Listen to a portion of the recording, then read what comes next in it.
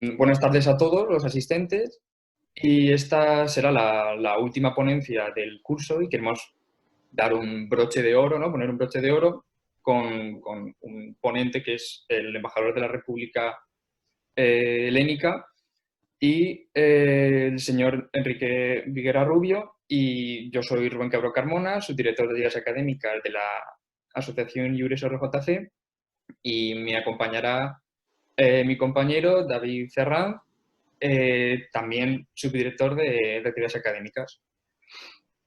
Sí, gracias Rubén. El caso es que hemos intentado coronarnos con esta última ponencia, entonces no podíamos traer mejor ponente que al señor Enrique Viguera, embajador español en la República Helénica.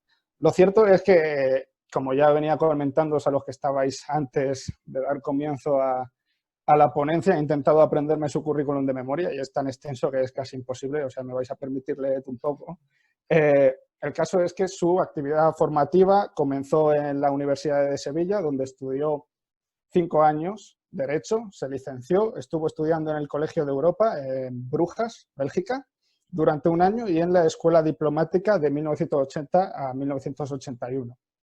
A partir de aquí ya podríamos empezar a hablar de su actividad profesional, que inicia en 1988, cuando se convierte en subdirector general para África subsahariana.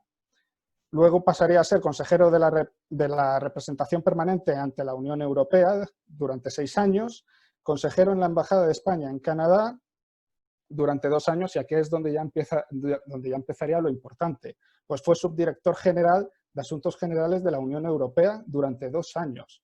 Más tarde sería director general de Asuntos Generales y Técnicos de la Unión Europea durante 4 años y director general de Integración y Asuntos Generales de la Unión Europea durante 2 años. Después sería embajador de Suecia, embajador en misión especial para asuntos energéticos. Sería embajador de Australia y embajador director de la Escuela Diplomática. Más tarde sería embajador en Grecia a partir de 2017 y hasta ahora. Creo que no me he saltado nada. O sea, como ya estábamos diciendo, es verdaderamente una oportunidad de oro para todos aquellos que estéis estudiando relaciones internacionales, ciencias políticas o simplemente tengáis curiosidad por esta profesión. Deciros que como esta ponencia es para vosotros principalmente, tenéis una caja de preguntas y respuestas donde podéis ir depositando todas las preguntas que os vayan surgiendo durante la ponencia. Nosotros tenemos unas preguntas ya preestablecidas que diremos y una vez terminado daremos paso a leer vuestras preguntas. O sea que explayaros porque vais a poder satisfacer muchas inquietudes con este ponente. Sin nada más que decir, señor Viguera, buenas tardes. Agradeceros la invitación a este seminario, taller de la Red Juan Carlos Lluís. Quería, como siempre hacemos estos días, tener un recuerdo corto pero muy sincero por las más de las 27.000 víctimas del COVID-19 en España, ¿no? Es un tema que estamos siguiendo con mucha pena.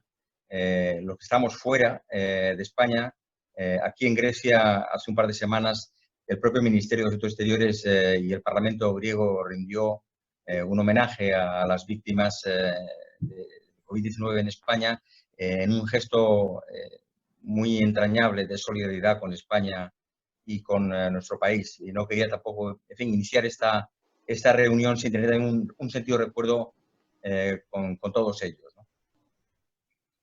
Perfecto. Un recuerdo muy merecido también. Bueno, si no hay nada más, empezamos ya con la ponencia. Bueno, lo primero sería hacer honor al título y preguntarle por la función de la diplomacia actual. Bueno, pues la función diplomática es muy antigua. Es tan antigua como la diplomacia, y la diplomacia es probablemente de los empleos de las profesiones más antiguas del mundo, ¿no? En cuanto hubo dos comunidades distintas que tuvieron que tener relaciones, pues se creó la figura del enviado para transmitir un mensaje a la otra comunidad. Y bueno, pues junto a esto fueron surgiendo una serie de funciones que han ido evolucionando también a lo largo de la historia, ¿no? Para los alumnos de Derecho, o de relaciones internacionales, me imagino que les sonará el Convenio de Viena sobre relaciones diplomáticas de 1961, en donde se establece un desarrollo progresivo del derecho internacional y en donde se establecen claramente pues, cuáles son las principales funciones del diplomático, ¿no? Y son básicamente 5. Representar, proteger, negociar, informar y fomentar. Y son 5 verbos muy conocidos. Lo que pasa es que, como decía antes, estas labores que hacen los diplomáticos, los jefes de misión o las embajadas, se adaptan también en función del tiempo, ¿no? Por ejemplo, la labor clásica del jefe de misión, del embajador, representar. Tú representas a una comunidad, en este caso, en este momento, el diplomático, el jefe de misión, el embajador, representa a un Estado. La diplomacia es una profesión que está vinculada muy estrechamente a la existencia del Estado moderno. Consecuentemente, pues tenemos el desarrollo de la función diplomática vinculada, digamos, a las misiones, a las embajadas permanentes a partir del siglo XV, XVI, con el establecimiento y el desarrollo del Estado moderno. Pero surgen muchas dudas. ¿A quién representa un embajador? ¿Al jefe del Estado? Sí. ¿Al gobierno? Sí. ¿Al jefe de gobierno? Sí. ¿A un pueblo? Sí. ¿A una nación? Sí. Es decir, yo creo que en sentido amplio, un embajador es el representante del Estado, pero al mismo tiempo también es el representante del conjunto del Estado. Dices, ¿un embajador representa una comunidad autónoma? Pues sí. Después dices, ¿el embajador representa también al Ministerio de Economía o al Ministerio de, digamos, de Trabajo? Pues también. Pero no lo representa mejor, digamos, el consejero económico y comercial o el consejero de trabajo. Pues sí, pero por encima de él está el embajador. El embajador, por así decirlo, coordina la labor de todos los consejeros que hay dentro de la misión. Consecuentemente, el primer punto que quería subrayar es que la labor de representación es muy importante, refleja la evolución también y la sofisticación, por así decirlo, de la vida política moderna, del Estado moderno, y identifica fundamentalmente detrás de quién está o quién está detrás del embajador. Cuando falta el embajador, no hay un embajador, pues le sustituye el encargado de negocios, que en este caso es normalmente el diplomático de más alta graduación después del embajador en ese país. La segunda función de la embajada o del embajador es la de proteger a los nacionales. Es una también función muy clásica. Siempre en las comunidades hay personas que van de un sitio a otro y bueno, se supone que estas personas pues no tienen a veces los mismos derechos y prerrogativas que las personas que son de la nacionalidad o de esa comunidad. Bueno, pues el enviado pues también protege o trata de proteger los derechos de sus connacionales en esa otra comunidad. En tercer lugar, la negociación. Aunque en este momento, en fin, la negociación es muy específica, cada vez se negocian menos, digamos, textos generales. Se negocian cada vez más textos como muy específicos, muy concretos. Pero en el campo de la negociación se entiende pues la transmisión de mensajes oficiales que se envíen a las autoridades del país ante las que uno está acreditado, ¿no? Ese es un poco el sentido general de la palabra negociación. En sentido estricto, poco queda por negociar. Incluso hay diplomáticos que no negocian nunca nada en su vida. Yo en concreto, bueno, pues he tenido suerte de estar en el marco de la Unión Europea, en donde se siguen negociando muchos textos, muchos acuerdos y los Estados miembros, pues en diferentes grupos de trabajo, tienen la posibilidad de participar en la negociación de textos y acuerdos concretos, ¿no? En ese sentido, hay más capacidad de negociación en organismos internacionales que en, digamos, embajadas bilaterales, ¿no? En cuarto lugar, tenemos la función de informar, informar de todo lo que pasa en ese país a tus autoridades, pero no, en fin, esta era una labor clásica, porque antes de que existiera la prensa, la televisión o las noticias circularan más despacio, esto ha cambiado profundamente, porque ahora mismo el diplomático no, digamos, no da noticias, no da primicias, es muy difícil adaptarse a la prensa, ¿no? Lo que se hace es analizar, y al mismo tiempo, bueno, pues presentar opciones al gobierno cuando analiza de cerca una situación. Por lo tanto, análisis crítico y la posibilidad de hacer pronósticos sobre la evolución de la situación, la perspectiva, en definitiva, ¿no? Y dentro de la labor de información, aunque otros lo meten en otras labores del diplomático, yo metería también la labor de difusión, que cada vez hoy día es más importante, que es no solamente lo que es comunicar a las autoridades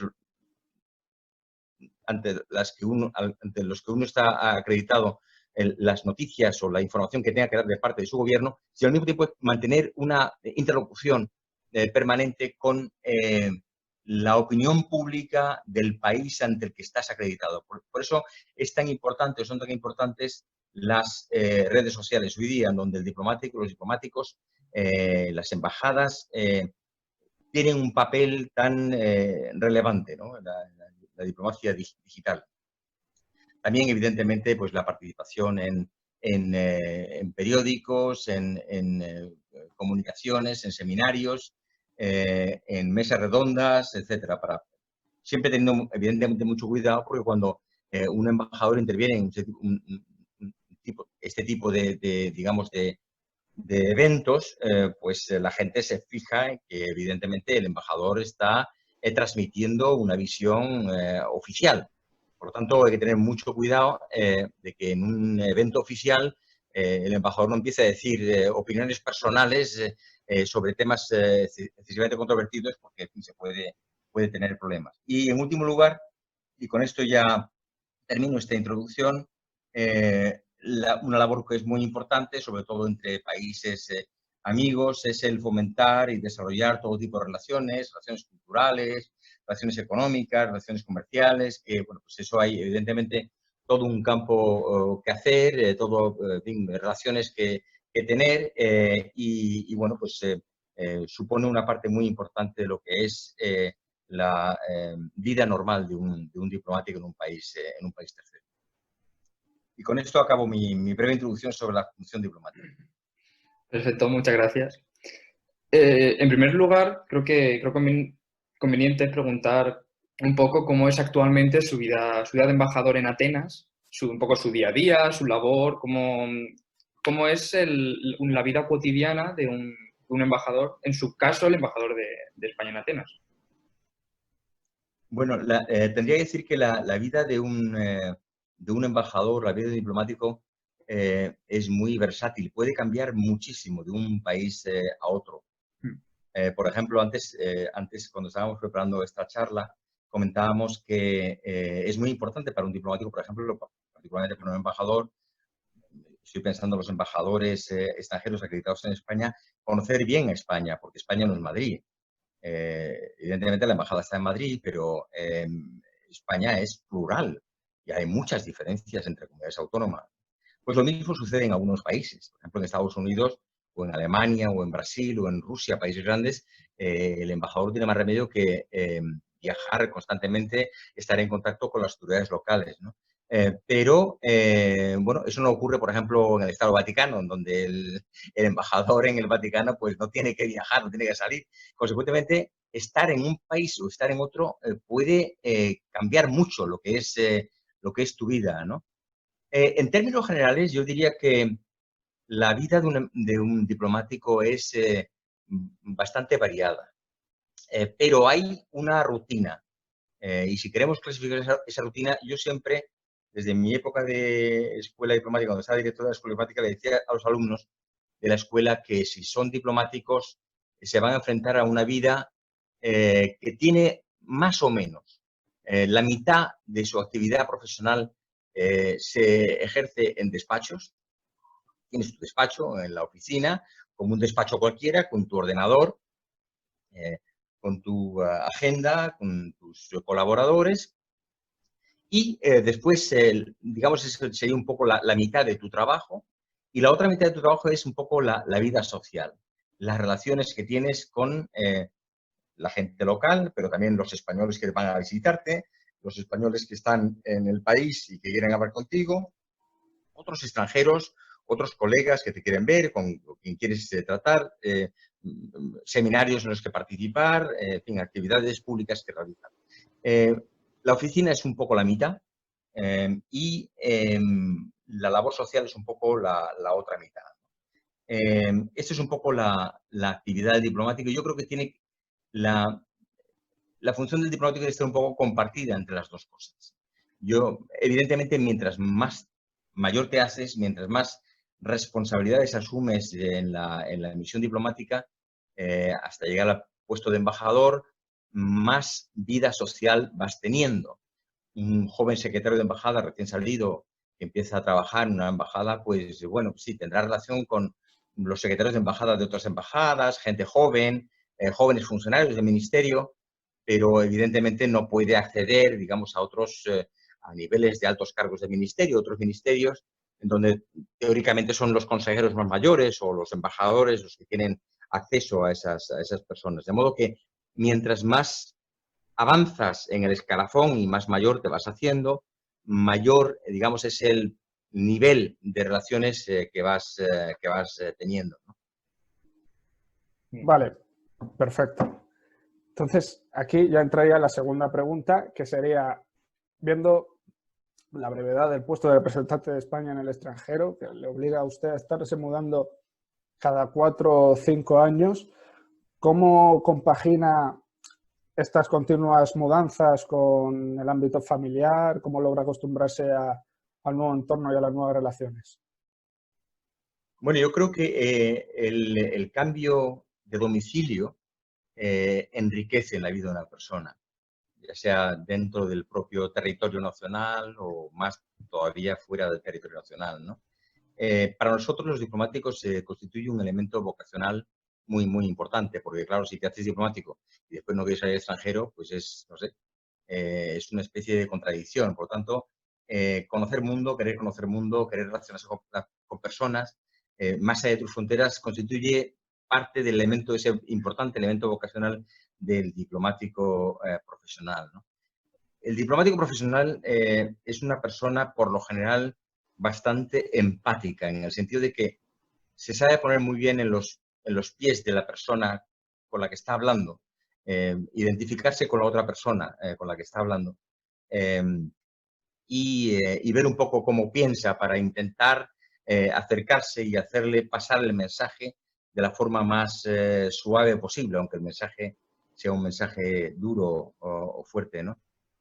Lo que realmente enriquece de nuestra vida es que si, digamos, una persona que se queda en su pueblo o en su ciudad toda su vida, pues tiene una media, digamos, de unos 70, 100 personas que conoce más o menos bien, toda su vida contando parientes y amigos, digamos, un círculo social de unas 100 personas. El diplomático, por lo general, y diplomático senior, embajador mucho más, tiene 5 veces más, por ejemplo, pero en cada puesto. O sea, si haces en tu vida 10 puestos, pues tienes 10 multiplicado por 5 multiplicado por 10. Es decir, al final desarrollas un nivel de relaciones tan intensa, conoces a tanta gente que a veces es difícil recordar a quién conoces, a quién no conoces. Ahora las redes sociales te facilitan muchísimo esa labor, ¿no? Pero eso te da una idea, os da una idea de hasta qué punto enriquece la vida, una vida en donde la mitad de tu trabajo supone precisamente relacionarte con otras personas, ¿no? Tienes un elenco de relaciones por todos los países por los que vas pasando, incluyendo el tuyo propio, naturalmente, en donde desarrollas una parte muy importante de tu carrera, que te enriquece muchísimo desde el punto de vista personal y profesional. Y digamos que, claro, imagino que esta es la parte más afable, ¿no? La del relacionarte con cientos de personas, como usted ha dicho, y más conforme va avanzando su carrera. Pero ¿cuál es la parte más dura o la que usted cambiaría, por así decirlo? Bueno, todo eso evidentemente te aporta una gran riqueza cultural, un cosmopolitismo lógico, porque no te aferras a tu localidad, no ves el mundo que te llega a través de las noticias y la prensa desde un punto de vista nacional o nacionalista o local. Eh, Habiendo vivido en muchos países, conociendo a mucha gente, oyendo noticias de tu país en diferentes idiomas, desde diferentes perspectivas, te obliga también a tomar, a tener una actitud como más abierta, más liberal de las cosas, de ver tu realidad y la realidad de tu país con, digamos, más, de una forma como más flexible. Yo creo que esto es bastante positivo. Me preguntabas antes por los aspectos negativos. Sí, evidentemente, vivir en tantos sitios tiene también aspectos negativos, ¿no? Antes comentaba del elemento vocacional, que para nosotros es tan importante. Muchas veces se ha dicho que llevar la familia de un sitio para otro también es muy pesado, o le obligas a tu mujer y a tu esposo y a tus niños a pasar por circunstancias que pueden ser bastante eh, difíciles, sobre todo desde el punto de vista de la falta de raíces. Pero bueno, yo creo que también junto a estos inconvenientes hay también una serie de ventajas indudables, ¿no?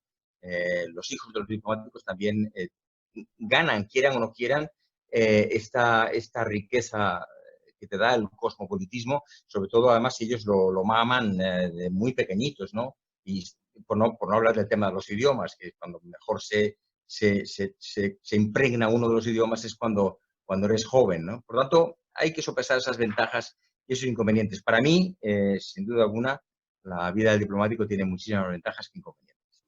Aunque, evidentemente siendo de un país tan desarrollado y tan culturalmente avanzado como es España, eh, hay que ser consciente de que si te pueden mandar a muchos sitios que no son tan cómodos como tu país. Bueno, en realidad la mayor parte de los sitios son más incómodos que tu país, ¿no? Entonces, de nuevo, el elemento vocacional, de tienes que estar dispuesto a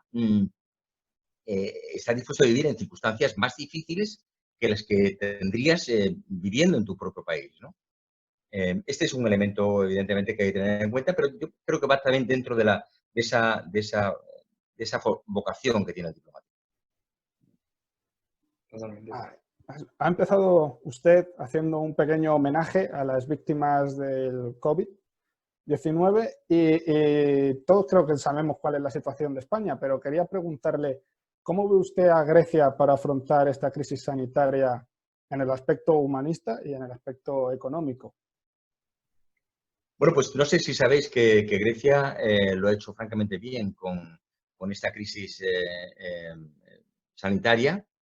Yo creo que también eran muy conscientes, el gobierno griego era muy consciente de las propias debilidades del Estado griego, que ha salido muy tocado de la crisis financiera, que ha tenido que recortar muchísimo los gastos de sanidad y que viendo la situación en Italia y en España, pues rápidamente dijeron, como no tomemos medidas muy drásticas, pues vamos a acabar peor, ¿no? Y eso fue lo que yo creo, en parte, explica las medidas drásticas que aplicaron de buena hora, que aplicó este país de buena hora, y lo bien que les ha ido. Consecuentemente, a pesar de que todavía sean muy perceptibles los efectos de la terrible crisis financiera de hace 10 o 11 años, hay que decir que este país ha ganado mucho en imagen con digamos, la buena imagen que ha proyectado por la gestión tan positiva que ha hecho sobre esa crisis sanitaria, ¿no? Sí, sí, de hecho, Austria creó como una lista de países que habían gestionado esto de una forma, como los países inteligentes, que bueno, que a su vez fue criticado por otros países, pero Grecia estuvo entre ellos, por eso mismo, por el bajo número tanto de casos como de fallecimientos. Y me gustaría preguntarle ¿cuál es actualmente la relación, ya no en el marco de la Unión Europea, sino la relación bilateral entre España y Grecia? Y en base, usted ha dicho que sí que es verdad que hay diplomáticos que incluso no llegan a firmar un tratado por la complejidad y por otras circunstancias. Pero que a raíz de estas relaciones bilaterales, ¿qué puertas o qué oportunidades se abren tanto para los ciudadanos como para las empresas de ambos países? Bueno, Grecia es un país muy parecido a España. Antes os comentaba, antes de empezar la charla, lo fantástico que es este país, ¿no? Y la suerte que tengo yo de vivir en este país en este momento, que es la cuna de la civilización occidental, ¿no? Aquí estaban Sócrates, Platón, Aristóteles, en fin, la Embajada de España está justamente enfrente del Partenón. Es realmente la cuna de la civilización occidental. Y estar aquí es fantástico. Entonces, al mismo tiempo, es un país mediterráneo, es un país del sur de Europa y tiene un clima muy parecido a España. Consecuentemente, la forma de ser del griego y del español es muy parecida. Eh, lo normal es que haya una relación muy estrecha y eso se ve. Me dijiste antes que no hablé todavía de la Unión Europea, que es mi gran tema, pero yo he estado mucho tiempo en la Unión Europea, te das cuenta, si no vienes a Grecia, no conoces Grecia, cuando conoces a los griegos por ahí, en la Unión Europea o en África o en Estados Unidos, que son muy parecidos a los españoles, somos muy parecidos, ¿no? De forma de ser y todo lo atractivo que nos resultan ellos para nosotros, también nosotros resultamos muy atractivos a ellos, ¿no? En consecuencia, hacer negocios, tener relaciones culturales con este país es muy fácil, es muy fácil. Y por eso hay una intensidad de relaciones importante. Sobre sectores actuales, yo diría que en este momento hay campos importantes, como por ejemplo en energía. Ha habido inversiones muy importantes energéticas de España en Grecia, sobre todo también en el campo de las energías renovables, en el tema del gas, en el tema de energía solar, en energía eólica. Y, por supuesto, el turismo es un sector en donde, bueno, tanto de un lado como en otro hay una relación extensísima, incluyendo inversiones de cadenas hoteleras y posibilidades también de intercambio de turistas, etcétera. Hay mucha relación, muy intensa. Pero vamos, lo importante es la relación social, ¿no? Porque es que son dos pueblos que se sienten muy atraídos. Si no fuera por el idioma tan distinto que tienen, a pesar de que suena muy parecido. El griego y el español suenan muy parecidos, lo que pasa es que después te pones y es muy difícil. Pero en fin, desde el punto de vista, digamos, de sonido es muy parecido. Entonces, esto ya como curiosidad, ¿países que comparten climas parecidos tendrán gentes también parecidas? Yo creo que sí, ¿no? Bueno, el sur de Europa, sí, italianos, franceses del sur también, ¿no? Croatas, israelíes, turcos, bueno, la verdad es que sí, yo creo que hay un cierto parecido, ¿no? Vale. Entonces, esto ya un mensaje de cara a los estudiantes que nos estén viendo. Para aquellos que estén estudiando Derecho y deseen dotar los estudios de un carácter más internacional, o aquellos de relaciones internacionales que estén pensando directamente ejercer como embajador, ¿qué conocimientos considera usted importantes para su correcto desarrollo como embajador? Bueno, hay una serie de conocimientos teóricos que son necesarios, ¿no? Yo destacaría fundamentalmente, has mencionado Derecho y Relaciones Internacionales, pero también hay otras materias junto al Derecho, las Relaciones Internacionales, muy importantes para la cultura, digamos, de un diplomático, como es la historia, por ejemplo, historia de España, pero también la historia de las relaciones internacionales, historia de Europa, economía, es cada vez más importante.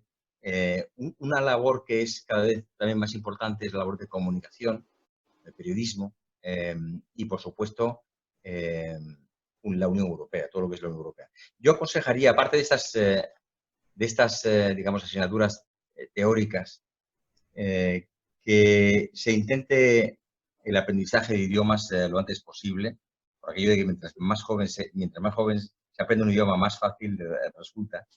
Y también viajar. Viajar es muy importante y ya ves, el programa Erasmus tiene muchísimo éxito. España es el primer receptor de Erasmus del mundo y somos el segundo o el tercer país que más Erasmus tenemos por otros países. Y es una experiencia muy, muy importante, ¿no? Una carrera universitaria es incompleta si yo creo que si no se tiene una experiencia internacional europea, ¿no? En el momento en que, digamos, en el desarrollo de estos estudios universitarios. Y claro, siempre a la hora de dirigirte al exterior, siempre se piensa en los idiomas, ¿no? Porque es más que nada el vehículo de comunicación. Y sí, es cierto que partimos de una base, nosotros desde España, que es el castellano, que se habla en muchísimos países del mundo y tiene un gran grupo de hablantes, que eso lo podemos usar como favor, más allá de que aquí ya se enseñan otros idiomas, como es el inglés y la importancia que tiene. Pero, ¿qué criterios crees que deberíamos seguir? Es decir, ¿deberíamos ceñirnos a los más ofertados o los más famosos, por así decirlo, o incluso útiles, como se suelen considerar, como el ruso, el chino o el árabe? ¿O incluso explorar nuevos idiomas como el propio griego, el turco o el serbio? ¿Crees que también podría ser interesante? Bueno, hablando en términos exclusivamente diplomáticos, es siempre una discusión que se tiene y se tiene también a la hora de elaborar las convocatorias de la oposición de la escuela diplomática y veo que al final son siempre los mismos criterios. El inglés es un idioma muy importante, es fundamental en el mundo de hoy.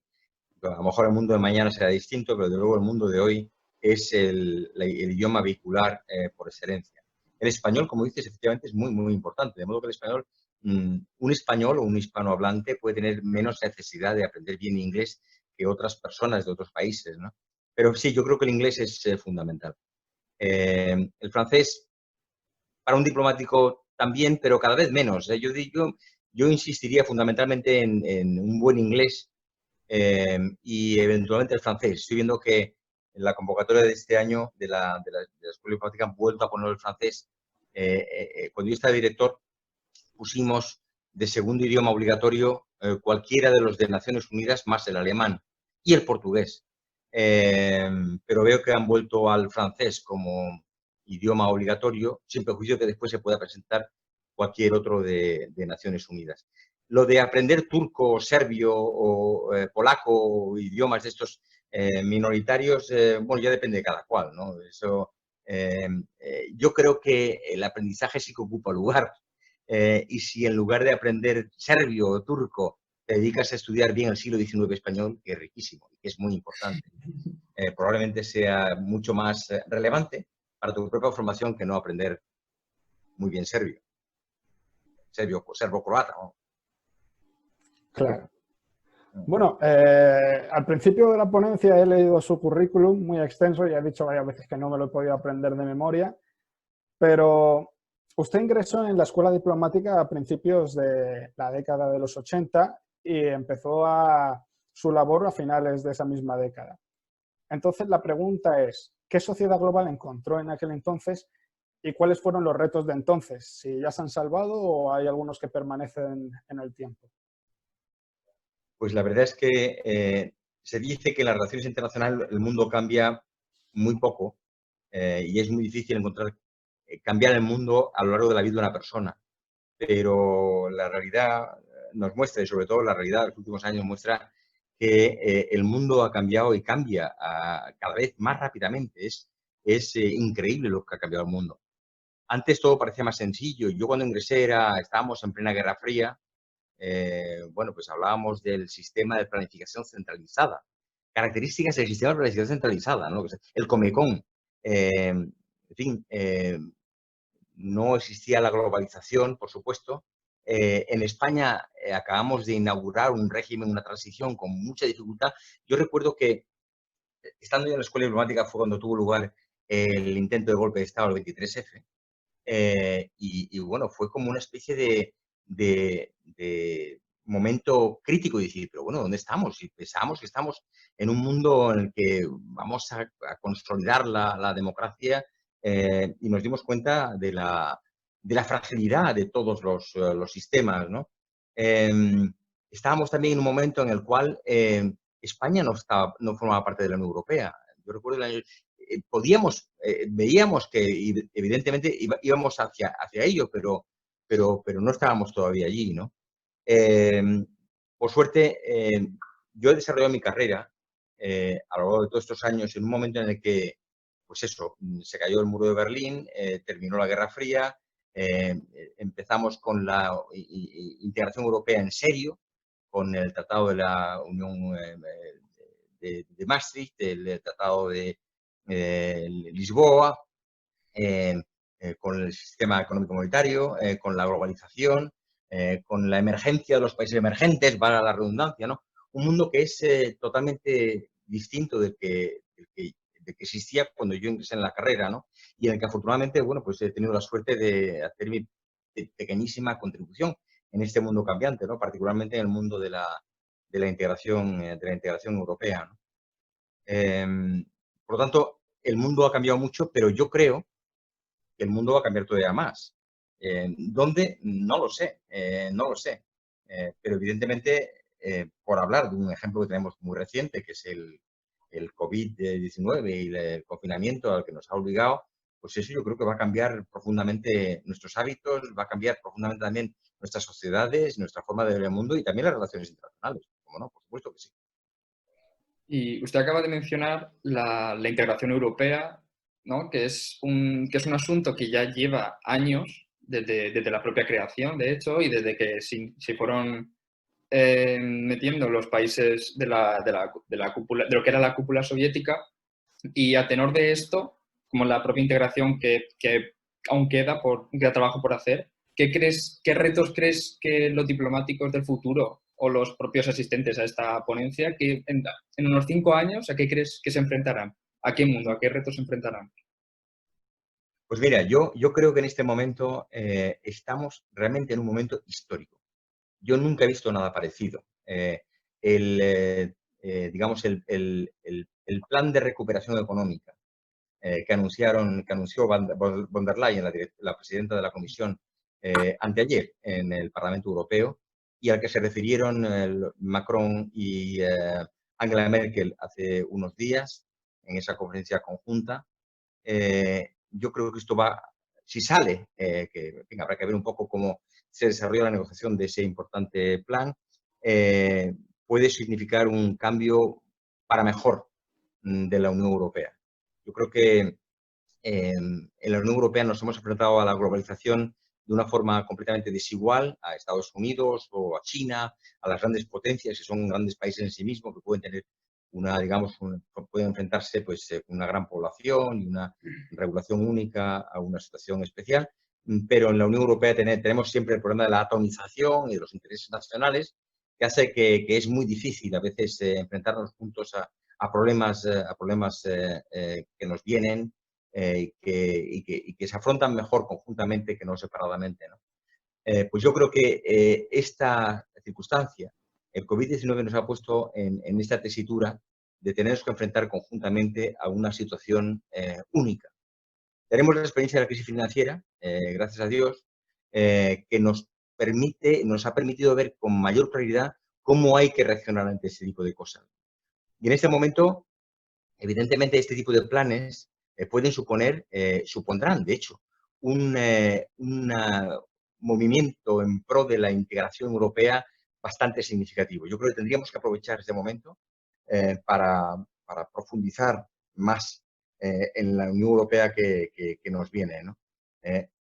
Dotar, empoderar a la Unión Europea con competencias suficientes para poder hacer frente a estos grandes retos a los que, por desgracia, los países miembros no tenemos instrumentos suficientes por nuestra cuenta para enfrentarnos y que es necesario hacerlo con la colaboración y la solidaridad de todos los demás. Totalmente de acuerdo. Muy bien.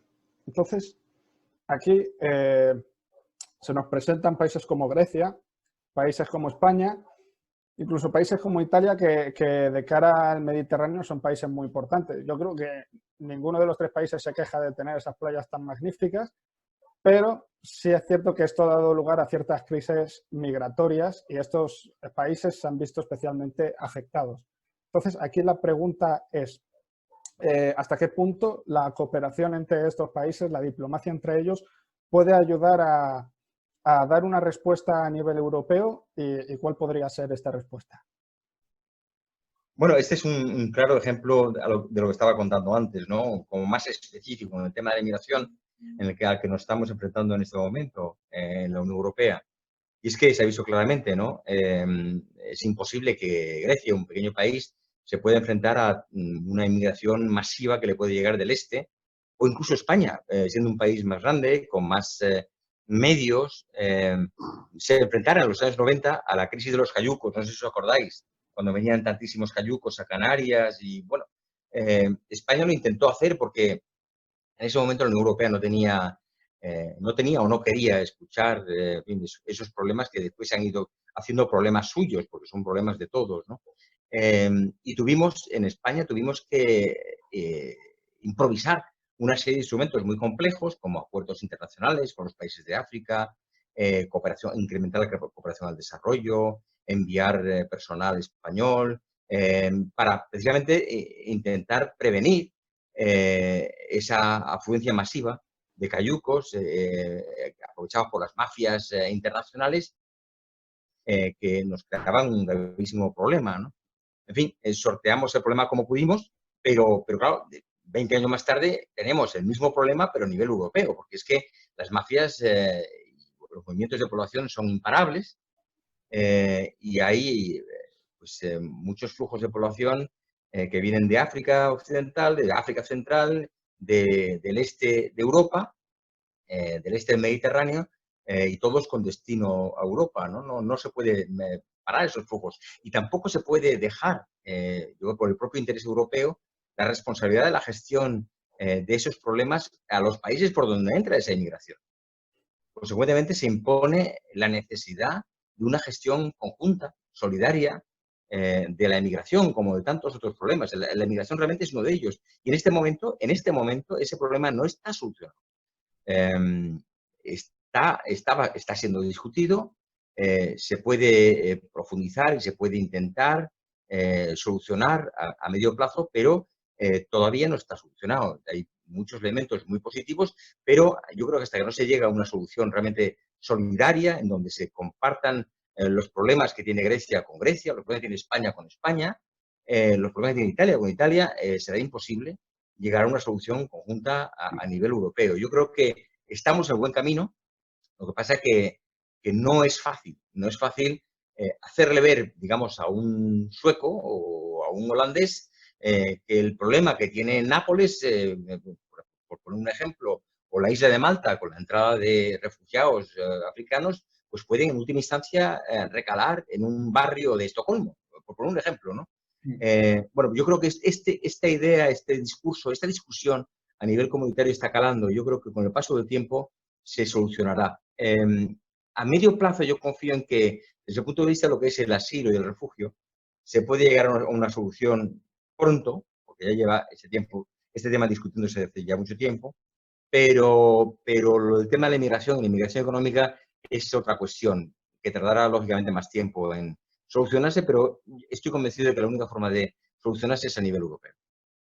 Y a raíz de esta crisis hemos observado como algo que ya estaba latente, que era un poco el cisma norte-sur de los países del sur y los países del norte, o incluso, que eso también tiene que ver con la integración europea, lo que usted ha hablado antes.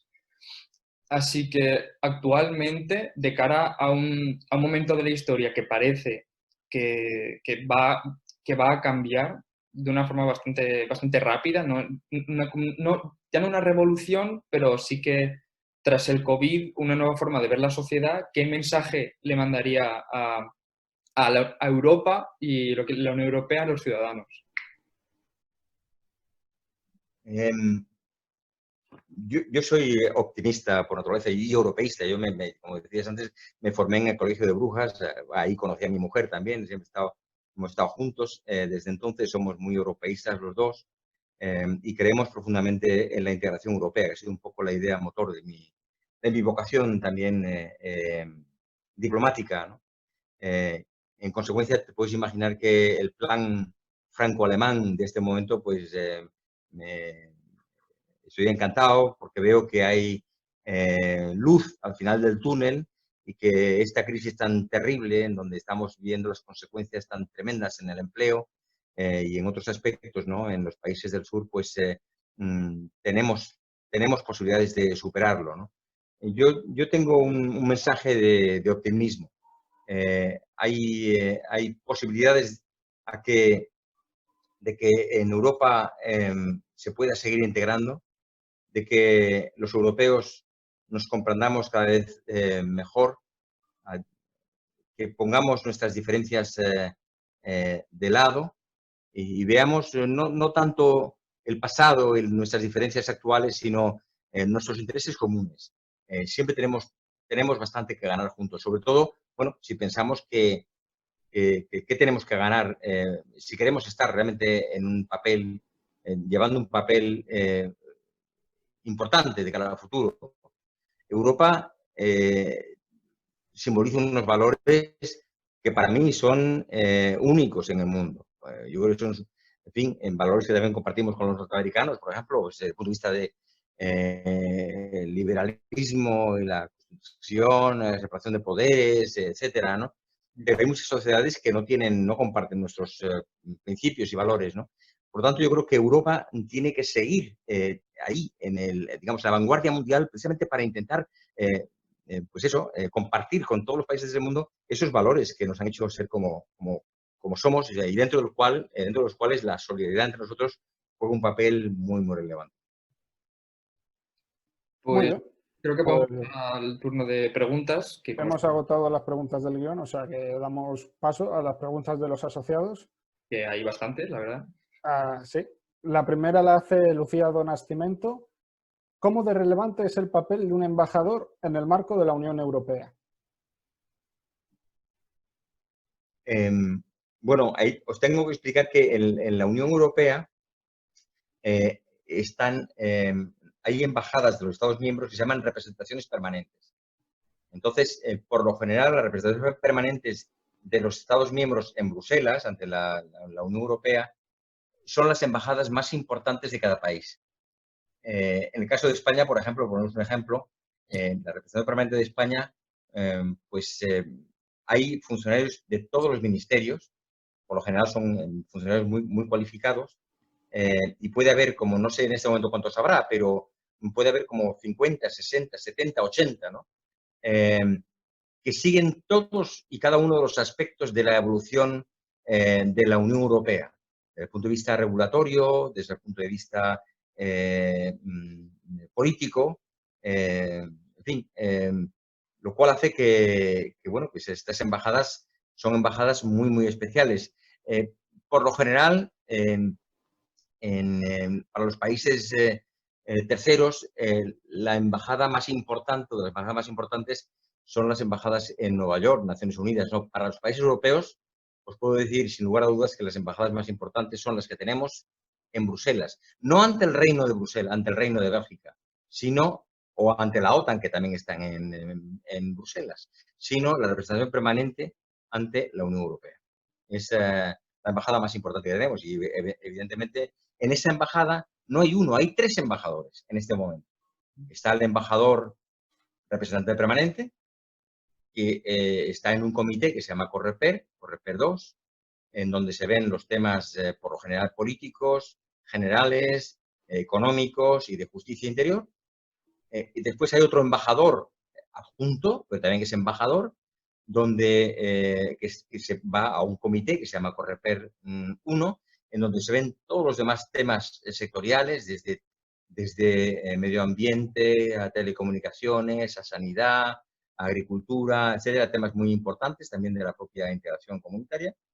Y después también hay otro embajador, que es el embajador del COPS, del Comité Político y de Seguridad, que también es embajador de carrera, en donde, bueno, pues él está en un comité donde están hablando temas de política exterior de forma permanente, ¿no?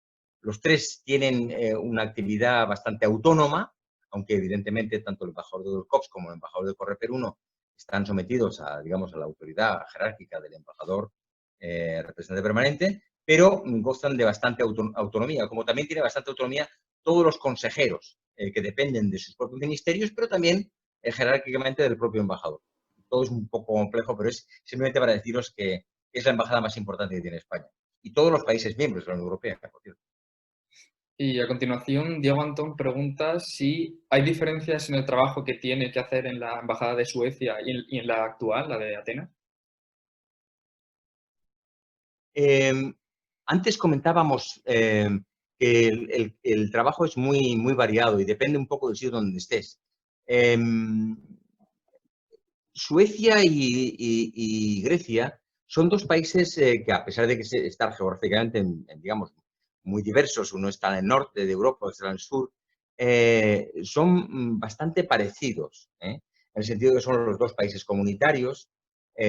Bueno, Suecia no está en la Unión Económica Monetaria, Grecia sí, pero tienen mucho en común. Tenemos, digamos, toda la evolución comunitaria que les afecta tanto a los suecos como a los griegos, como a nosotros mismos. Consecuentemente, sí que diría que cambia el ambiente, cambia la relación social. Evidentemente, un sueco no es igual que un griego, pero el trabajo es bastante parecido, sí.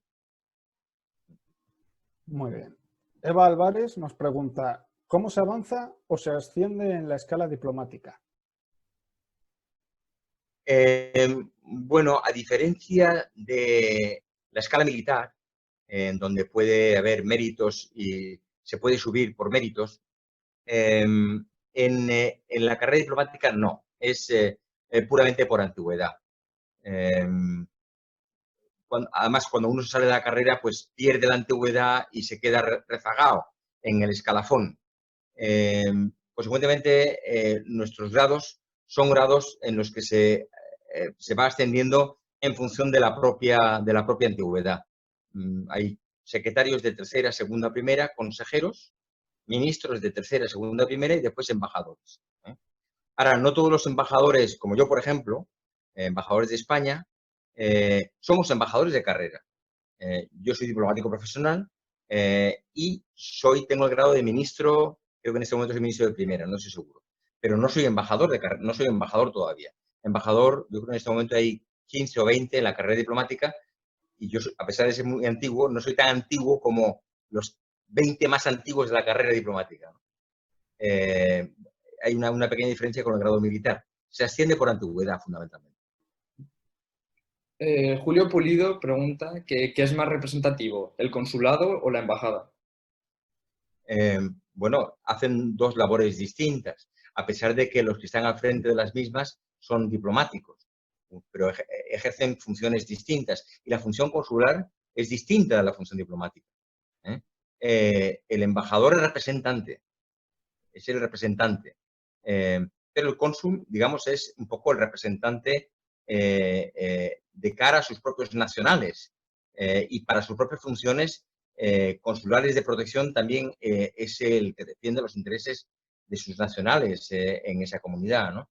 Pero desde el punto de vista de lo que es representación, el embajador evidentemente es el que lleva la representación del Estado. Marco Pinto pregunta, para los que tengamos interés en trabajar como diplomáticos en el futuro, ¿usted recomienda opositar nada más acabar los estudios o es preferible buscar experiencia en otros sectores primero, ya sean públicos o privados? Pues en mi experiencia de director de la escuela teníamos el perfil sociológico de los candidatos y después también de los alumnos de la escuela y pude ver que la mayor parte de ellos, curiosamente, aparte de tener una carrera o dos carreras, cada vez más dos carreras, tenían una cierta experiencia laboral y esto no es un mérito, pero sí que puede abrir un poco más la mente y puede hacer una persona como más preparada a la hora de enfrentarse a un tribunal. Yo creo que siempre es positivo tener una experiencia laboral de algún tipo, ¿no? Ya sea en una embajada, en un consulado, incluso en un despacho de abogados o en una consultoría. Eso enriquece bastante, digamos, la experiencia de un candidato diplomático. Aunque no es necesario, evidentemente, ¿no? Y Andrés Rojo pregunta que ¿cómo cree usted que va a afectar esta crisis mundial a las relaciones internacionales en general y más concretamente a la cohesión interna de la Unión Europea? Em, Estamos viendo ya cómo están cambiando las relaciones entre las grandes potencias. Yo creo que el COVID-19 va a acelerar esas tendencias que existían ya, eh, se podían percibir, ahora se ven de una forma más clara, la tensión entre Estados Unidos y China. Eh, eh, sí, se ven, eh, por poner un ejemplo, ¿no? Una serie de tensiones, una serie de características que estaban latentes en la sociedad internacional antes del COVID y que ahora son más claras y que yo creo que a medida que pase el tiempo van a ser cada vez más claras, ¿no? En el caso de la integración europea, eh, repito, yo soy muy optimista y creo que va a ser un revulsivo muy importante para hacer una mayor integración. Yo confío y deseo que en los próximos años seamos capaces de dar estos pasos importantes de la integración europea, incluso eventualmente de la necesidad de firmar algún que otro tratado necesario para llevar la integración más lejos. Iria Meilán pregunta, en base a toda su experiencia profesional, quería preguntarle si tanto en los eventos internacionales como en su trabajo actual como embajador percibe climas de tensión, sobre todo refiriéndome a problemas de racismo u otros tipos de intolerancia con las personas del país o entre los propios representantes políticos.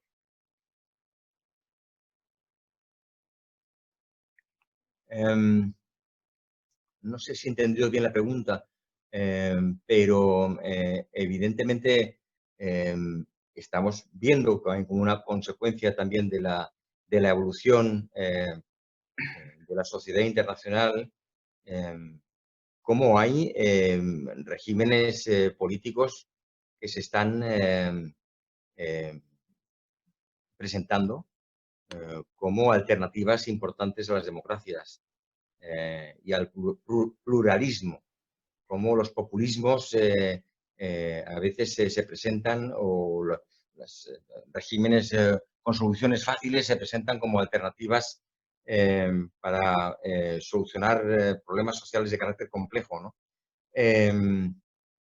Y muchos de estos populismos a veces tienen eh, muchas ideas preconcebidas, eh, donde, bueno, pues a veces le sirve pues para arrastrar masas. Yo creo que es inevitable, también inevitable ver en el desarrollo de las digamos, de las redes sociales, la desinformación y la dificultad que tiene cada vez más la persona que no está demasiado formada de caer en la desinformación. Si son retos nuevos que pueden efectivamente hacer la relación más difícil y la solución de problemas más complicada, precisamente por eso, por la mayor facilidad que existe para engañar a la sociedad y no hacer transparente y plural, digamos, a las relaciones humanas y sociales, ¿no? Aquí, Iria, supongo que se refería también a, en un contexto de cumbre internacional, llámese G7, G20 o de cualquier tipo, si entre los propios representantes, más que que también, porque es un tipo de intolerancia entre distintos sistemas de gobierno o políticos, también entre problemas raciales. Supongo que es a lo que se refería Iria. Bueno, yo pienso que a esos niveles no hay ese tipo no se perciben ese tipo de problemas, ¿no? Los problemas raciales son más bien a otro nivel, ¿no? A nivel diplomático o a nivel alto político, ese tipo de problemas en principio no se dan de una forma como muy aparente, ¿no? A pesar de que a lo mejor algún que otro líder pueda tener esas, en fin, se haya caracterizado por hacer ese tipo declaraciones que a lo mejor no son como muy virtuosas desde el punto de vista racial o de la pluralidad. Muy bien. Cristina Santos pregunta, a medio y largo plazo, ¿cómo cree que cambiará la actual Unión Europea y la relación entre sus países miembros? ¿Perdona, con las relaciones con quién? Entre sus países miembros. Yo soy optimista y lo he comentado antes. Yo creo que la relación irá a mejor si seguimos fomentando los intercambios de población, sobre todo a edades tempranas. El programa Erasmus yo creo que se va a aprovechar en este programa nuevo de la Comisión para darle todavía más importancia, de forma que sea cada vez mayor el número de alumnos que se vean obligados a salir y a cursar estudios y tener relaciones con gente de otros países. Yo creo que es muy importante. Y soy optimista desde el punto de vista en que será necesario hablar con mucha gente a la hora de enfrentarnos e intentar solucionar problemas complejos a nivel continental. Y eso nos obligará a hablar con mucha gente de diferentes países, ¿no? Por lo tanto, creo que tendremos la obligación de conocer mejor la situación de otros países, los problemas de otros países, y eso será bastante favorable desde el punto de vista de la propia integración europea. El contacto, la relación social nos llevará, creo yo, de forma ineludible a ir hacia una mayor integración y a pensar menos en nosotros mismos. Y Cristina, vuelvo a preguntar que en sus años de experiencia internacional como diplomático, ¿cuál ha sido la situación más compleja que ha vivido, tanto política como jurídica? Uy, pues he vivido muchísimas. La verdad es que he tenido momentos de tensión importantes, pero si queréis uno muy reciente, digo, porque lo tengo bastante reciente. Yo llegué a Atenas, incluso a lo mejor os recordáis de haberlo visto en la prensa. Llegué a Atenas hace 2 años y nada más llegar empezaron las manifestaciones delante de la embajada de grupos radicales. Estamos en la época de Syriza, aquí tenemos un gobierno radical de extrema izquierda que hacía poco por intentar controlar a los grupos anarquistas que campaban un poco a sus anchas, ¿no? Y esto sin comprender bien los problemas, viendo sobre todo el tema de la declaración de independencia en Cataluña en ese momento y todo eso, bueno, pues se manifestaron bastante enfrente de la embajada y todo eso, ¿no? Y en un momento determinado hubo una incursión y un grupo anarcoide de este país pues ocupó la embajada. Se metió en la embajada por una ventana y forzaron una puerta y se metieron en la embajada. En fin, esto es para un diplomático es como una violación. No sé, violar una sede diplomática es brutal, o sea, es una cosa tremenda, ¿no? Algunas violaciones han tenido consecuencias dramáticas, ¿no? Acordaos del caso de Guatemala en los años 80, ¿no? En España. Hubo pues, varias decenas de muertos, ¿no? En fin, a mí me cogió dentro, pero afortunadamente no nos pasó nada, nos quedamos dentro, fue una ocupación pacífica, pero el hecho de que te ocupen la embajada un grupo anarquista y empiecen a tirar pegatinas, poner pegatinas, tirar panfletos dentro de la embajada, poner pues también pegatinas por fuera y tal, pues es una situación bastante de tensión, ¿no? Entonces, bueno, pues fue un momento dramático. Y después con el mismo gobierno, pues me pasó un poco lo mismo. Evidentemente eso me fastidió bastante. Me hicieron una entrevista en un periódico y me preguntaron qué pensaba, qué actuación tenía el gobierno de ese momento sobre la situación de Cataluña. Y bueno, pues hice una respuesta normal y corriente, pero me tergiversaron las declaraciones y me dijeron, bueno, pues pusieron en mis labios como en grandes titulares, como el embajador de España piensa que el gobierno griego no hace lo suficiente y tal. Total, me creó muchísimos problemas, el ministro de Exteriores la tomó conmigo que estuvieron a punto de declararme persona non grata, afortunadamente no pasó nada, pero porque también se dieron cuenta de que era la tensión entre los periódicos de derecha y periódicos de izquierda y que me habían tergiversado unas declaraciones de forma malintencionada y al final no pasó nada, pero en fin, yo lo pasé francamente mal. En fin, es por poneros una situación, ¿no? Quizá por eso los embajadores no se relacionan mucho con la prensa. Pues no te creas, no te creas. Mira, yo me llevo muy bien con la prensa. Sin ir más lejos, anteayer, bueno, la semana pasada publiqué un artículo que si queréis os puedo mandar el texto en español, lo voy a mandar después si queréis, sobre la mal llamada gripe española. Que cuando ahora, un poco la filosofía era decir al final que cuando los chinos se enfadan tanto cuando alguien interesadamente habla de virus chino, imagínense, y tienen razón, porque el virus es chino, porque proviene de China y está demostrado, imagínense el salto que pega un diplomático español cuando oye eso de la gripe española, que causó muchísimos más muertos que el COVID-19, muchos más, pero muchísimos más. Cuando está demostrado que el origen de la gripe española no fue España, sino al revés. Gracias a la transparencia de la prensa española, el mundo pudo conocer que existía esa enfermedad. De forma que han pasado 100 años y todavía se sigue hablando de gripe española. O sea, que eso sí que es injusto. No lo que, en fin, intente conseguir China en este momento, que tendrá mucho poder, pero en fin, por supuesto es una realidad que el virus es chino, ¿no? Lo que no es una realidad es que la gripe era española, no era española. Pero, en fin, nos hemos quedado con ese San Benito y ahí lo tenemos, ¿no? Lo que pasa es que España es un país, en fin, ya muy antiguo y ese tipo de cosas ya nos lo echamos un poco, nos tomamos un poco beneficio de inventario, ¿no?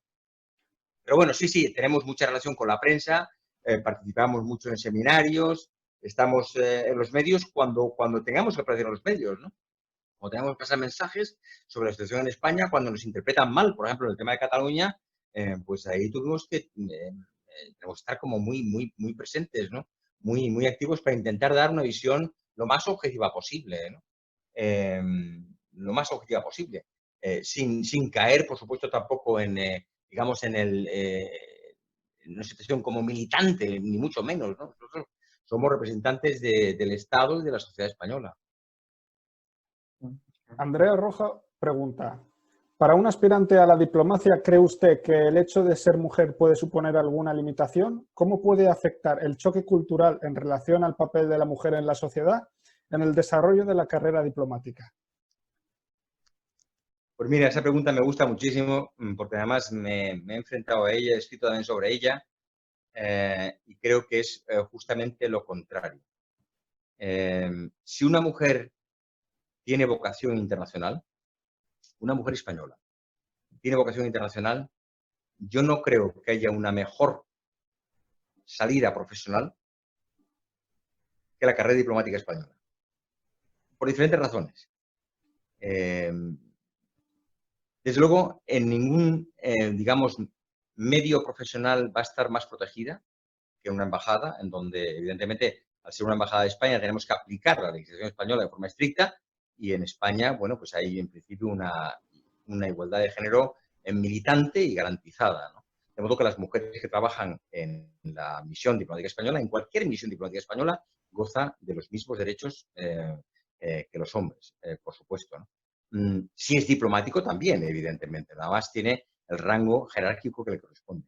Pero también, cuando sale fuera y está en una embajada destinada, está diplomática española, cualquiera que sea el país en el que esté, aunque sea un país en donde no haya ese respeto por la igualdad de género, como puede ser pues, cualquier país árabe o cualquier país, a lo mejor de América Latina, en donde sí, en principio hay una cierta igualdad de género, pero la actitud social no lo es. Bueno, pues una diplomática española, una embajadora de España o una diplomática española se le recibe con exactamente igual cortesía en el Ministerio de Exteriores de Arabia Saudita, de Argelia, de Malasia, de Indonesia, de Perú, me da lo mismo, igual, exactamente igual. Y seguramente con mucho más respeto no tendrá que tener los inconvenientes que puede tener a lo mejor una mujer española muy cualificada que esté desarrollando también su propia profesión a nivel internacional, por ejemplo, que sea una ingeniero de caminos y que tenga que ir pues a desarrollar un ferrocarril en Perú o en Sudáfrica, y que tenga que estar tratando con trabajadores locales y con gente local. Evidentemente, el ambiente no es lo mismo. O sea, de forma que mi mensaje es, si las mujeres si hay una mujer que tenga vocación internacional y quiera realizar su vida, digamos, a nivel internacional, desde el punto de vista profesional, probablemente de las muchas opciones que tiene, la opción en donde, o una de las opciones en donde más se van a garantizar sus derechos, su igualdad, la igualdad de género, va a ser precisamente como diplomático español, sin lugar a dudas. De modo que les diría a las mujeres españolas que lo están dudando, que siempre tienen el problema de qué voy a hacer con mi familia, con los niños, mi marido y tal, no, que no se lo piensen, que es una oportunidad estupenda, que en este momento hay cada vez más, que evidentemente, bueno, tenemos pues toda la hipoteca histórica de muchos años, en donde cuesta mucho trabajo conseguir la igualdad, que todavía no hay muchas embajadoras de España, pero que es algo que, en fin, como otras profesiones en España, poco a poco se están consiguiendo y yo creo, vamos, es que por evolución natural de las cosas, llegará un momento en que la mujer, como ocurre ya en ciertas profesiones, ocupará pues, el lugar que le corresponde en la carrera diplomática. Además, en fin, si soy absolutamente sincero, de forma objetiva, sí, la función diplomática, antes comentábamos, es comunicar, es representar, es interpretar. Son cualidades que la mujer pues, lo hace igual o incluso mejor que el hombre, ¿no? Una comunicación, digamos, transmitir un mensaje de forma suave, es una cualidad diplomática indudable, ¿no? Evidentemente, en principio, una mujer mejor que un hombre, ¿no? En fin, todo es discutible, evidentemente, pero yo creo que no hay ninguna razón que avale el principio de que para ser embajador es mejor ser un hombre que una mujer. Yo creo que incluso todo lo contrario. Y yo creo que es una tendencia a la que vamos, es inevitable. Lo estamos viendo en el incremento poco a poco, progresivo, de las estadísticas en el número de mujeres diplomáticas, el número de mujeres embajadoras, etc. Y es una estadística, yo creo que es imparable. O sea que hace falta animar, ¿no? Ese tipo de cosas de reuniones son importantes precisamente para animar a todas aquellas chicas que estén interesadas en la vida internacional y la vida diplomática. Marcos González se pregunta, ¿cómo de politizado está el cargo de embajador? Bueno, este es un tema también importante del que hay que hablar. Antes comentábamos que el embajador es representante del jefe de Estado, es representante del gobierno, representante del jefe de gobierno, bueno, y que es un interlocutor muy importante de un país, ante un país tercero. Los embajadores conocemos a ministros, siempre tenemos la suerte de conocer a varios ministros, con independencia del gobierno que esté en el poder, pero es evidente que los presidentes o algunos ministros puedan conocer o puedan tener una afinidad ideológica concreta con algunos embajadores a los que bueno, pues, intenten situar o colocar en algunos sitios, no tanto por premiarles con un cargo público, sino a lo mejor para garantizar una interlocución directa, ¿no?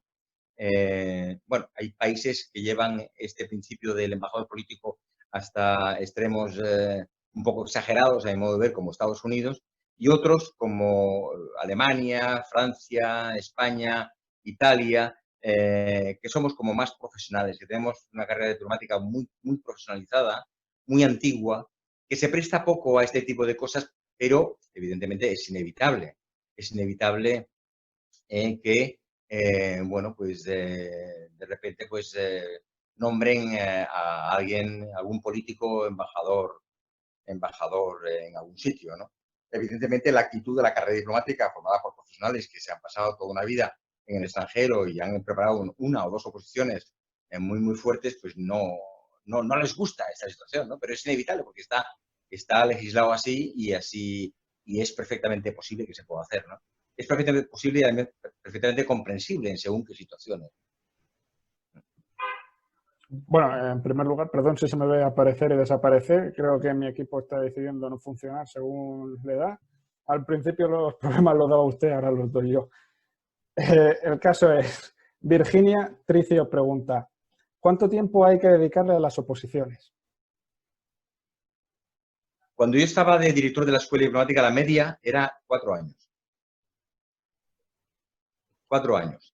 Y la media de edad de ingresos son los 29 años. Eso cambia relativamente poco. Yo también estuve 4 años preparando las oposiciones e ingresé con 29 años también, o sea que doy la media de ahora. En mi época era un poquito antes, un poquito más joven, pero bueno, yo creo que es un poco la media de hace 3 años cuando yo estaba director de la escuela. Un poquito más, un poquito menos, unos tardan 5 años, otros tardan 3 años, pero bueno, la media suele ser como 4 años más o menos de preparación. Julie Marie pregunta qué de importante es el idioma mandarín.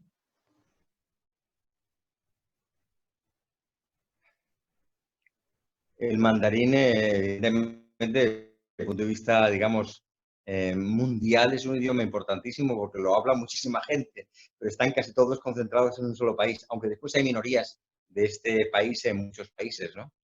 El mandarín, aparte de eso, es un idioma que es oficial de Naciones Unidas. Es un idioma muy importante. Si alguien tiene interés, por supuesto, yo no le quitaría ese interés a nadie, ¿no? De todas maneras, saber bien mandarín en este momento te garantiza una profesión bastante importante y te garantiza al mismo tiempo pues es una relación intensísima con ese país con el que todo el mundo, incluyendo España, pues tiene un comercio muy activo, ¿no? De modo que el mandarín es un idioma evidentemente muy importante. Marcos González pregunta, ¿cree que hay un déficit de educación sobre la historia europea y o educación en los valores europeos en la educación española? Yo creo que se puede estudiar más intensamente y en profundidad la historia europea, sobre todo la historia europea reciente, del siglo XX, por ejemplo, de lo que se conoce en la actualidad. Yo creo que también es muy importante conocer bien el siglo XX español. Creo que hay un déficit, yo creo sinceramente que hay un déficit importante. Yo haría lo posible porque nuestros estudiantes y, por supuesto, nuestros alumnos diplomáticos tuvieran conocimiento de la historia española del siglo XX y la historia europea del siglo XX. Son fundamentales en las cuales es imposible conocer la actualidad y, sobre todo, actuar y pensar de cara al futuro, ¿no? Marco Pinto pregunta, con respecto a la pregunta de Andrea sobre ser mujer en la diplomacia, ¿ser miembro del colectivo LGTBI puede suponer problemas en la diplomacia? No, ni mucho menos. De hecho, hay un colectivo LGTBI en la carrera diplomática que es muy activo, que se llama Exteriores Diverso, que tiene hasta una página web, que tiene también una Twitter. Bueno, pues no, en absoluto. O sea, hay como en la propia sociedad, ¿no? En la carrera diplomática también es diversa por naturaleza y puedo garantizar que no hay absolutamente ningún tipo de, digamos, de prejuicios o actitud contraria. Antes, al contrario, diría que la carrera diplomática ha sido siempre, incluso en épocas duras, una carrera en la cual pues, se ha estado bastante abierta a la expresión de todo tipo de realidades sexuales. Que no hay no hay nada especial en eso, ni mucho menos. En fin, lo más claro es que en este momento existe esa plataforma de exteriores diverso que se puede visitar, podéis ver e incluso podéis conocer a sus miembros, que es un buen colectivo dentro de la carrera. Andrea Rojo vuelve a preguntar, debido a recientes noticias que involucran al territorio del Sáhara Occidental, siendo este considerado el último territorio en África pendiente de descolonización, me gustaría saber qué papel debe desempeñar España en relación con esta cuestión. Bueno, yo no quiero hacer de portavoz de la visión, digamos, oficial que está en todos los manuales de relaciones internacionales y de política exterior española.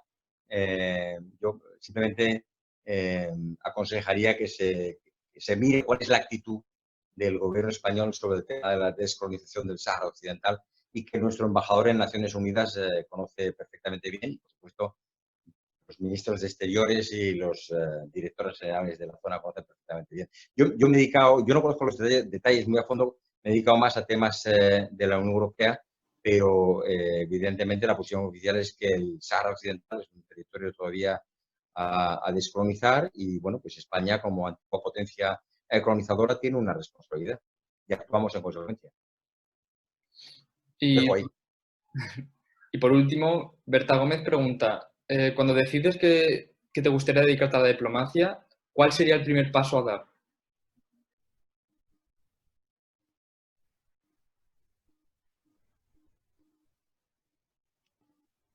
Pues mira, tengo entendido que el actual director de la Escuela Diplomática ha inaugurado unos cursos gratuitos en la propia Escuela Diplomática para preparar la oposición. Yo lo que haría sería intentar hablar con algún preparador de esos clásicos o acercarme a la Escuela Diplomática y preguntar por estos cursos de preparación, porque además no te va a costar un duro. Aparte de eso, estos cursos serán cursos presenciales, pero también son cursos online, de modo que quien esté interesado en participar puede echar su formulario e intentar optar a una de estas plazas para preparar la oposición a la carrera diplomática. Y lo importante es que allí, cuando interactúas con otros compañeros, con otra gente que quiere preparar la oposición, pues ves un poco cuál es tu nivel, si tienes el nivel adecuado o no, y bueno, siempre puedes echarte para atrás en cualquier momento, ¿no? Pero es importante contactar primero con alguien que te oriente y después tener esa relación con otros compañeros que te puedan marcar un poco el nivel y hacerte ver si estás un poco en ese nivel o no. Pues si no hay ninguna pregunta más, creo que podemos dar por finalizada la ponencia. Muchísimas gracias, señor embajador. Ha sido un placer después de todos los problemas técnicos que hemos tenido, pero al final lo hemos conseguido llevar adelante. Y nada, de nuevo, muchísimas gracias por participar. Pues nada, gracias a vosotros, Rubén y David, por este seminario. Ha sido muy interesante y queda a vuestra disposición. Si acaso queréis algún día otro seminario.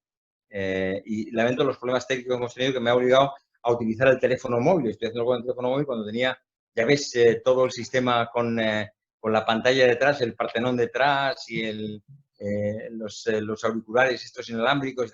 Me ha fallado todo el sistema. Lo siento, pero bueno, yo creo que al final ha salido bien. Sí, Al sí. final creo que ha quedado bastante interesante. Yo también he dado problemas técnicos, pero bueno, mientras a usted no se le haya cansado el brazo sujetando el móvil, creo que todo perfecto. Y sería todo un Perfecto. placer volver a contar con usted en un futuro. Cuando quieras. Gracias, ¿eh? Y gracias a todos por venir. Encantado.